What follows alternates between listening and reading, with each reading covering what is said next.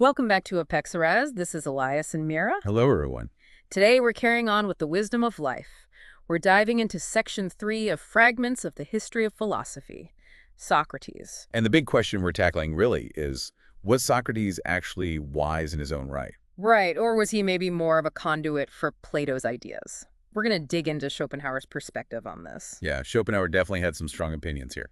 And just a heads up, this discussion sets the scene nicely for our next deep dive, which will be all about Plato. You'll find that on YouTube and Spotify soon if you want to keep exploring after this. So our mission for today, let's really try and get under the skin of Schopenhauer's views on Socrates. Looking at his thoughts on Socrates' actual wisdom or perceived wisdom, And why Schopenhauer thought writing was so crucial. plus the connections he draws between Socrates and Plato, and also, interestingly, Kant. Okay, so let's get into it. Schopenhauer starts off, well, pretty provocatively. He really does. That very first line hits hard. The wisdom of Socrates is an article of philosophic faith. Wow, okay, so straight away he's saying it's maybe more belief than fact. Kind of, yeah. He's suggesting we sort of assume Socrates was profoundly wise, but maybe the evidence isn't as concrete as we think. Which leads him to that distinction he makes. Exactly. The contrast between the Platonic Socrates, the one in Plato's dialogues who seems idealized, maybe even poetic. Almost like a character voicing Plato's own philosophy. That's Schopenhauer's angle, yeah. And he contrasts that with the Socrates we see in Xenophon's writings. Who Schopenhauer finds, well, less impressive. Considerably so, yeah. He doesn't see the same depth of wisdom there, so it makes you wonder, who are we actually admiring? Is it Socrates the man or Socrates the Platonic creation? And then he throws in that physical detail from Lucian. Oh, the fat belly comment. Yeah, that feels a bit, A bit below the belt. Pun maybe intended. possibly. Yeah. But Schopenhauer uses it to cast doubt on Socrates' genius, even linking him with Pythagoras. Another major figure who didn't write anything down. Right. It's like Schopenhauer saying, see these non-writers. Maybe they weren't the deep thinkers we imagine. It's a real challenge to the standard view. So, if we follow Schopenhauer's logic here, does writing actually diminish a philosopher's impact? Or maybe our perception of their authenticity? That seems to be exactly what he's getting at. He argues that the truly great minds, they see themselves as educators, maybe shepherds of humanity, as he puts it. Okay. And if you see yourself that way, you naturally feel a need to reach beyond just the people you can talk to directly.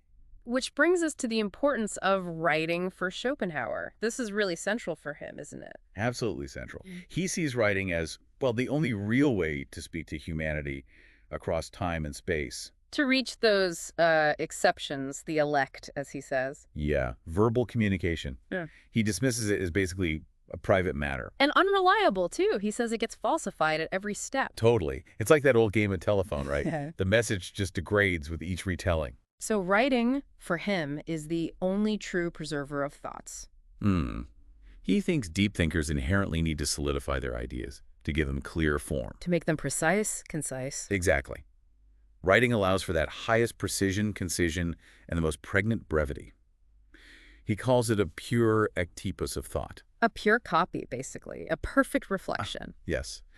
And given that, he thinks it's just astonishing, a marvelous conceit for any serious thinker not to use writing. He calls it the most important invention of the human race. Strong words. Very strong. It's just a kind of intellectual duty to write if you think you have something important to say. Which leads him back to Socrates and Pythagoras. Right. He leans towards seeing them more as mainly practical heroes. Driven more by character, by action, than by purely intellectual breakthroughs. That's the idea. He contrasts this with, say, the written Upanishads of the Vedas versus the potentially oral Samhita of the Vedas. Clearly favoring the written tradition for its lasting intellectual substance. So it really poses a question for you listening. Does committing thoughts to writing actually signal a greater, maybe deeper, commitment to knowledge itself, something to chew on? It is.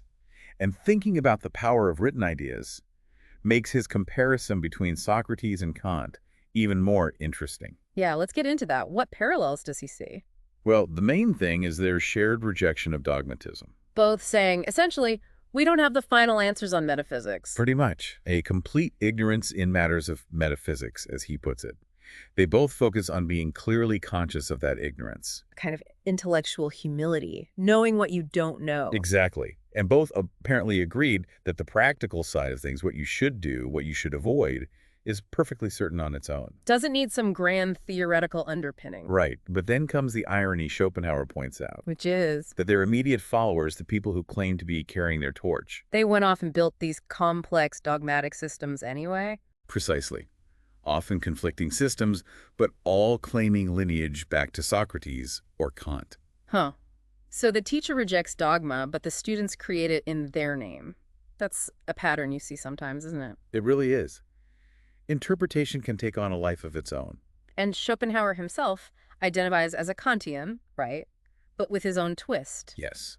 He accepts Kant's basic idea that our knowledge is limited to experience, to phenomena.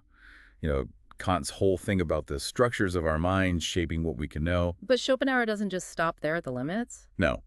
He agrees with the limit to experience, but he wants to understand the experience itself more deeply. He talks about deciphering it like a writing. That's a great metaphor. Experience as a text to be read. Yeah, rather than trying to leap beyond experience through pure reason, which he felt Kant hadn't quite managed successfully, he wants to interpret the meaning within the experience. Okay, I see. So let's shift gears slightly to the Socratic method itself, the famous questioning technique. Right.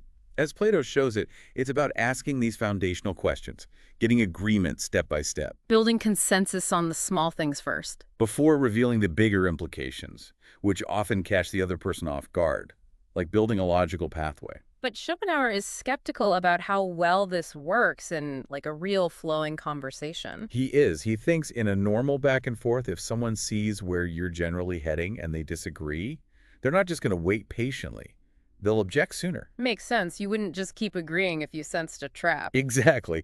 And he really doubts Plato's picture of the sophists being sort of innocently shown their errors by Socrates. He thinks it was probably messier. Much messier. He figures once the sophists caught on to Socrates' game plan, they'd likely start denying things they'd already agreed to or deliberately misunderstand. Or just get rude, basically try to derail the whole thing, disrupt the artificially planned game, as he calls it. Yeah, we've all seen debates go that way, unfortunately.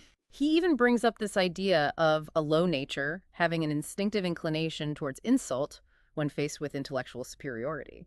It's a pretty cynical take, but maybe offers one explanation for why Socrates faced so much resistance. It makes you think, about how often intellectual disagreements slide into personal attacks. What does that say about our egos and how we handle knowledge? It's a deep question, definitely something to reflect on. So let's try and pull Schopenhauer's view together.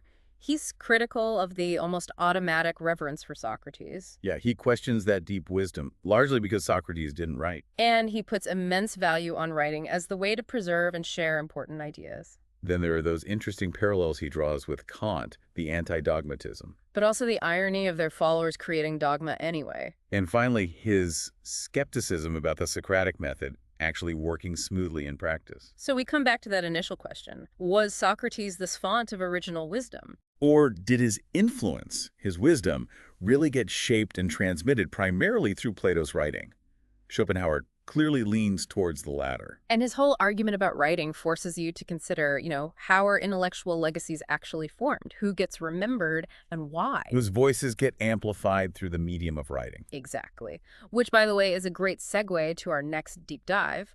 We'll be focusing entirely on Plato. The very person who shaped so much of our view of Socrates.